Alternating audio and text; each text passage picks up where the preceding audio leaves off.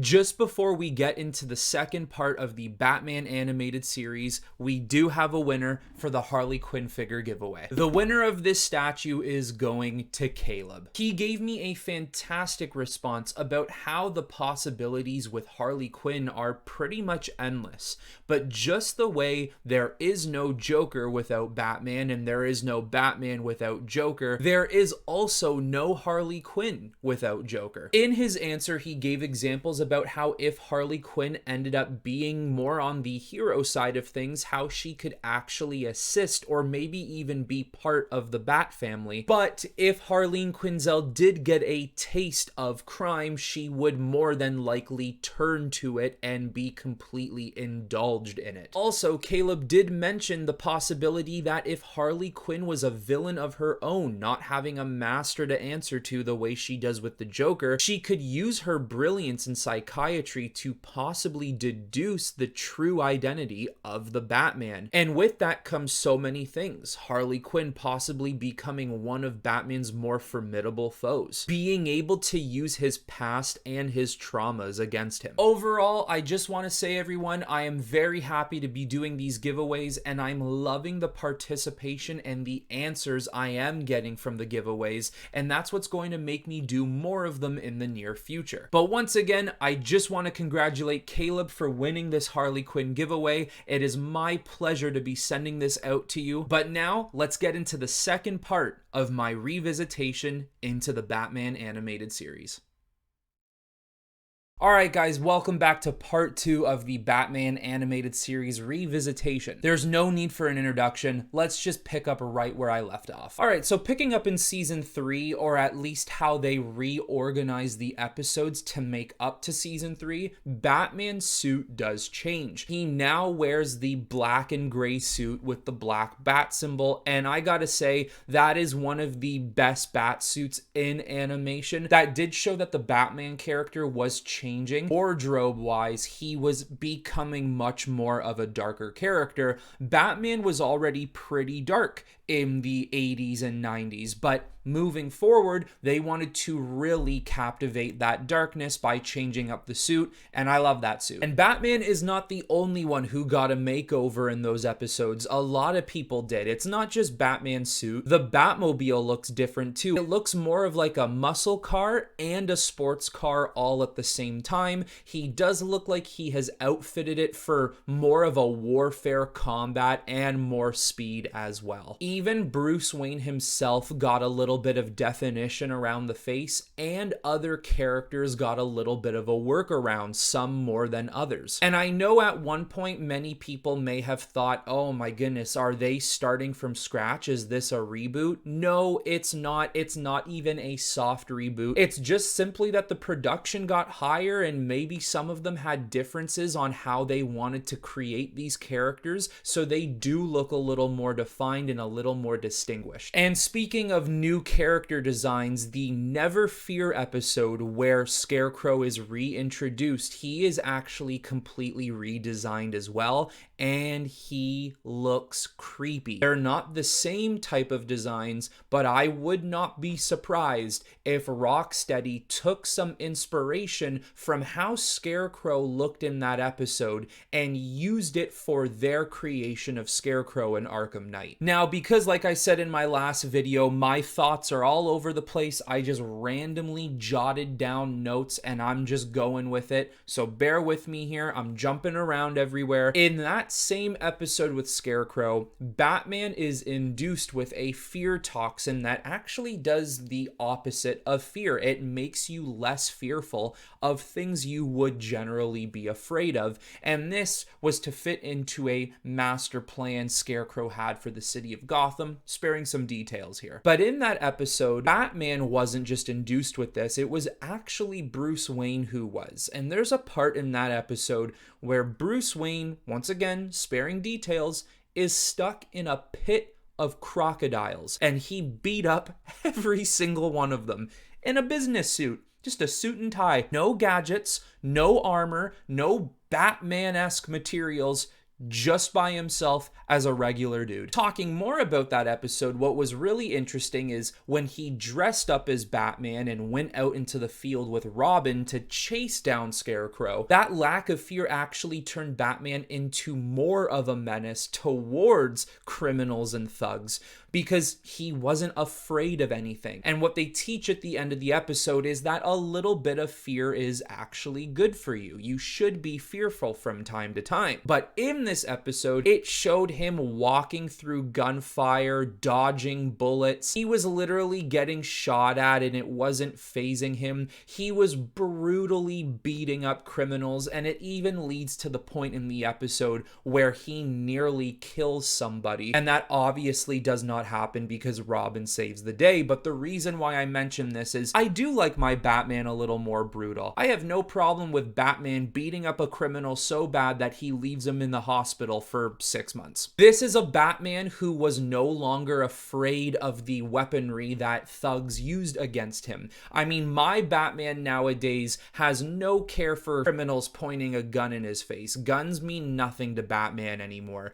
This is a guy who can move faster than a speeding bullet and has a suit that can tank RPG shells. But I'm just saying, the personality and the emotional standpoint of being face down with a gun, I love that Batman has no fear in that episode. He really doesn't have fear to guns in any episode, but it's that episode particular that he just walked through people as they were shooting him. It was sick. And speaking about being a little more darker, the show did get darker as a whole. They did show Batman getting shot at in the later season, and they even have Batman getting hit with a bullet. There is more blood. There's even specific shots of Batman's gadgets actually hitting thugs and impaling them in certain parts of the body. Now, there's an episode where Killer Croc and Baby Doll team up with each other called Love is a Croc. In that episode, they finally made Killer Croc green in pigment. They made him a little bit bigger,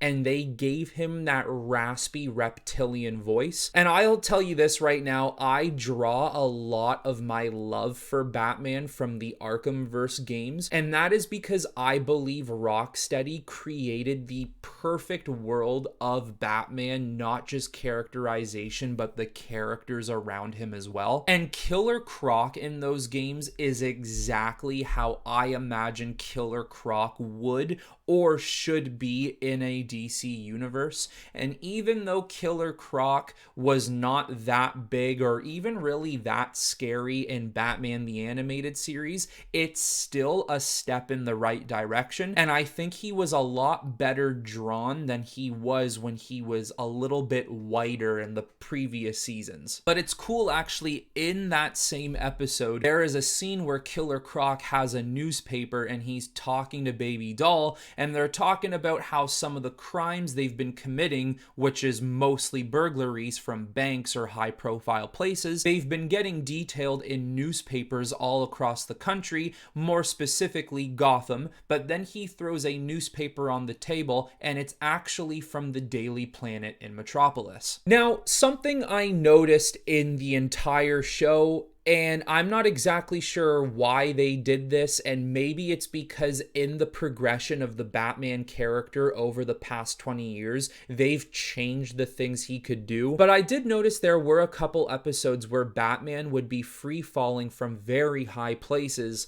and he would struggle to glide or sprawl out his cape and save him from landing too harshly. And that's the whole point of the Bat Cape, that he can glide around the city, and within certain circumstances, he can actually fly around the city. Once again, play Arkham Knight, guys. Even Arkham City or Arkham Origins. Look what that cape can do. He can traverse the entire city of Gotham in Arkham Knight, almost just by one well-placed grapple. So I do wonder if that is simply because the character hasn't progressed to that point yet, and they never thought of Batman being able to do that. But that's just something I noticed that I wasn't a big fan of. Another cool detail I noticed was that in the episode Torch Song, which deals with Firefly. One of Firefly's weapons literally looks like a lightsaber, and it almost looks like Kylo Ren's lightsaber because it has that more of a flared attribute to it where like fire's kind of spurting out the edges, almost as if he had a cracked kyber crystal in the hilt of the fire saber. I don't know if someone was a fan of Star Wars in the production and they wanted to give him a weapon like that, but it was pretty neat. This is another thing that I absolutely love about the show, and it might be a detail that seems a little odd, but honestly, I love that blimps exist in Gotham. I love that nearly every episode you can see a blimp. I just love the idea of blimps. It makes Gotham look so steampunk. Like, Gotham already has this vibe of old and new, and blimps are an old idea that use new technology. There's a reason why today we don't have blimps, because with the technology we have, it's not sustainable and it's not safe. But Gotham and the DC universe has clearly found a way to make it safe and sustainable. And I just think the idea of blimps fits the Batman world to perfection. In the episode Over the Edge, where Batgirl dies and it's all a bad dream from Barbara Gordon because she fears telling the truth to her father that she is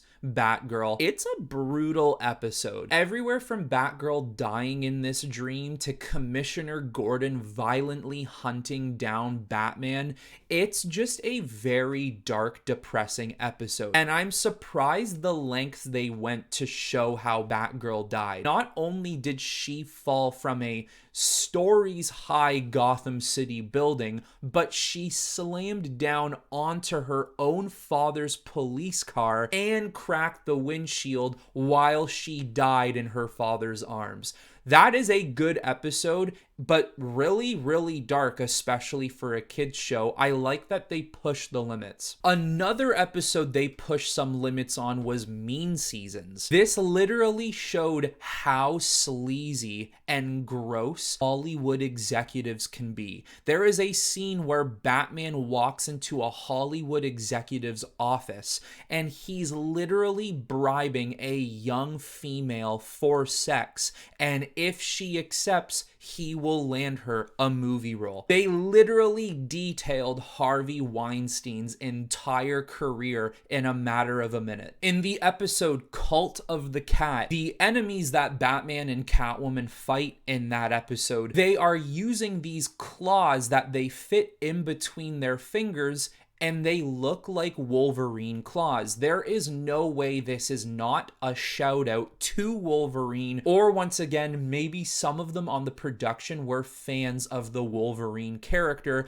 because they don't just look similar in design, they literally look exactly the same. And all it could make me think of was the amalgam of Darkclaw, where Batman and Wolverine are morphed into one character. Another really neat detail I noticed with the Batmobile is if Batman's driving and he's in a car battle, maybe dodging bullets or weaponry fire, maybe he hits a road spike somehow, whatever might happen, the Batmobile can actually dispense new rubber tires onto his rims if something were to ever happen to them. And I think that is a detail that should exist on every single Batmobile created from here on out. And this is all coming actually from that Cult of the Cat episode, where Batman does fight a massive, and I mean massively oversized engineered Sabretooth, which of course he beats with the help of Catwoman, but still they beat it. And just to add a bunch of attributes and things that Batman has done in his time as the Caped Crusader, he also knows magical spells. And I know a lot of us know that from the comic books, but it is actually showcased in the show. In the episode The Demon Within, where Etrigan makes a crossover appearance, it is shown that Batman knows a couple of magical spells and he uses them to assist Etrigan in their fight. Another very cool episode, Legends of the Dark Knight. This episode is just following a bunch of kids who have stories of people they know who have met Batman or themselves actually meeting Batman from before, and they describe Batman to be a lot different than he is in the show, and it is a cool call out to other Batmans from the past. The one kid describes Batman to be very Adam West in appearance and actions, with Robin being the same way and Joker acting more like Cesar Romero, and the girl describes Batman to be much more like the Dark Knight Returns, and Robin being Carrie Kelly as well. I just think that was a really neat episode to shout out some of the other popular Batmans in history. Girls Night Out is also another very neat episode, and this is where Batman actually takes a step back for the entire episode. I think you only see him for a couple of minutes, and it's not just Batgirl, it's actually Batgirl and Supergirl and how they're fighting Harley Quinn, Poison Ivy, and Livewire, since Livewire was getting transported from Gotham to Metropolis. Or Metropolis to Gotham, can't really remember which one, but regardless, great episode. And in that same episode, Harley Quinn, Poison Ivy, and even Penguin is featured. They all have interactions with Supergirl. And like I've mentioned before, I am a sucker for other heroes' villains interacting with other heroes. Just for example, I'm throwing random ones out here. I would love to see the Joker mess around with the Flash. I would love to see Lex Luthor mess around with Martian Manhunter. I want to see Ares mess around with Superman. I just like that whole idea, and seeing how Batman's villains reacted to Supergirl, just the things they would say to her or how they would fight her, it was pretty neat. Now, moving on to my last couple of points in the episode, Mad Love. Joker is trying to scheme against Batman, but he can't seem to come up with anything overly creative, so he's kind of depressed since he feels like all of his ideas have been used, and it's all about how Harley Quinn is trying to make him feel better, and he treats her like garbage, and in doing so, because Harley Quinn has mad love for him, she creates a plan on her own to capture Batman to win favor for Joker once again, which at the end of it just makes Joker even more angry because she's not the plan creator, he is. She's not the one to be remembered, Joker is. In that episode, there are quite a lot of cool things. Like at the beginning of it, they're in a dentist office where Batman needs to save Gordon from the Joker, and when Joker escapes, he says the line, "May the floss be with you." But I really must run. May the floss be with you.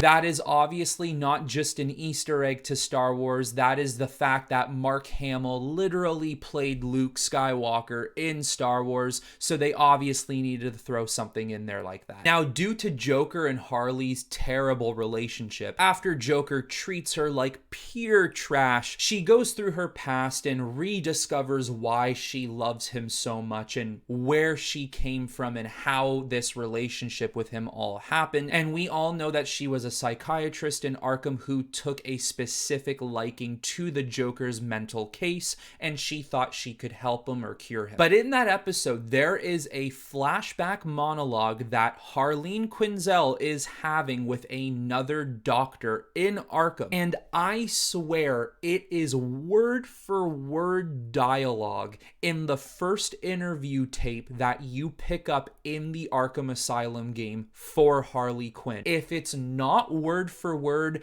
it's like 98% accuracy. It is the exact same thing. And another great detail about that episode is when Harley Quinn actually captures Batman, she basically explains the plan to Batman and talks about how doing this is going to make Joker fall in love with her and how he's going to be so happy, and Batman actually starts menacingly laughing at her.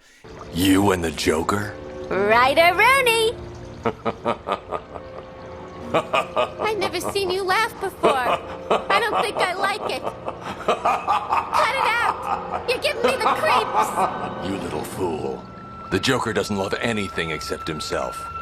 Wake up, Harleen. Him laughing terrified Harley Quinn, because think about it. When does Batman laugh? A smiling, laughing Batman is one of the most terrifying things that can happen in comic book history. I mean, just look at the Batman who laughs. That is abnormal in every Batman in every universe. Basically, the way that episode ends is Batman fighting the Joker on a train, and Batman ends up punching Joker off of the train where Joker disappears. And it's very interesting because that episode almost ends in like an Ouroboros. And what I mean by that is Joker's creation was filled with mystery and unknowingness on where he came from, who he is, who he was before he became the Joker. And the episode ends the same way. Even though he's gone, even though he disappears into nothingness, where did he go? Who is he still? Where is he going to go from here? Is he dead? It feels like the way the Joker was created is the same way he fell. We obviously know that from the TV show's standpoint, he's not dead, but when you look at that episode from a whole, it does feel very poetic, and it could be a very interesting end to the Joker character if they wanted it to be. So there you have it. Those are all my points. I felt like I was never going to end. I can't believe how many I wrote down on that list. There were actually some that I was taking off as I was reading because one, I didn't remember why I wrote it down, or two, it just wasn't as interesting as the other things I was saying. This show is just a classic among classics. We owe everything to this show, and when I mean everything, I mean the entire DC animated universe. Without this show, we probably wouldn't have the Superman animated show, and even if we did, we most certainly wouldn't have many other DC animated projects moving forward. This Batman show is truly just an inspiration to the rest of animation departments, to the DC universe as a whole, to the Batman character. Whenever Batman is created nowadays, no matter how different he may be, you cannot be cast as Bruce Wayne or Batman in a movie or a TV show. You cannot read a comic book. You cannot play a video game. You cannot become the voice actor of Batman. You cannot do all these different mediums revolving the character without either one, taking inspiration from Batman the Animated Series, or at least diving into that character and doing some research about him. The Batman Animated Series completely changed the game of Batman and DC. It opened the door to so many different possibilities and potentials. There's a reason why almost 30 years ago that show was so popular, why today it is so popular, and even why people today are screaming the DC cinematic universe should be modeled after the animated universe. There is something there to be captivated for everybody. But anyways, I have talked for far too long, and now I want to hear from all of you in the comments below, just the way I did in part 1. I want to know some of the things you noticed in this show that maybe I didn't mention. I want to know why you have love for Batman the Animated Series. I want to know everything you're thinking. This isn't technically an ordinary review, but if you do want my review on this show, it's simple. It's a 10 out of 10. Now, moving forward, the Blu-ray edition I have of Batman the Animated Series actually comes with the 2 movies, Mask of the Phantasm and Sub-Zero, with who you could imagine, Mr. Freeze. I am going to watch those movies, and when I get around to those movies, I will do another revisitation or re-review for the films, especially Mask of the Phantasm, considering a lot of people view that to be one of the best animated Batman films ever made. But until that happens, everyone, that's all I got for you on this one, so I will talk to you all very soon.